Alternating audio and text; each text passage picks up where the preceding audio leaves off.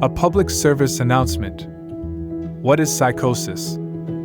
This message is brought to you as a public service of In His Holy Name Ministry and the Independent Catholic Podcast. Look us up on the web at His Holy Name, one word, .yolasite, oneword.com.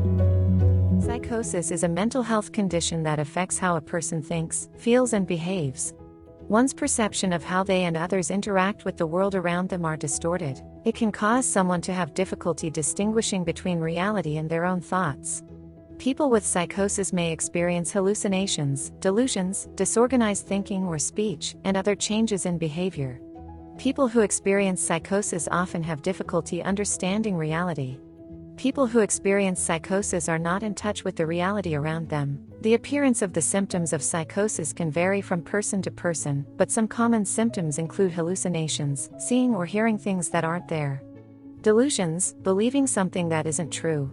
Disorganized thinking or speech, difficulty concentrating, and changes in mood or behavior. The exact causes of psychosis are often not known, but it is thought to be caused by a combination of genetic factors, biological factors such as brain chemistry, and environmental factors such as stress, drugs, trauma, or even sleep deprivation. In lay terms, psychosis can be described as a disruption in the way someone perceives reality which affects their day-to-day functioning.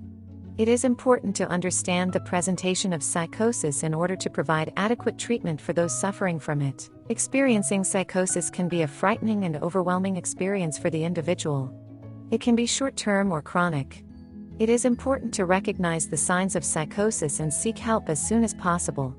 If someone is experiencing psychosis, it is important to take action to ensure their safety and well-being, as they literally are not in the right mindset to do so themselves. If someone is experiencing psychosis, it is important to take immediate action in order to ensure their welfare as well as the safety of others.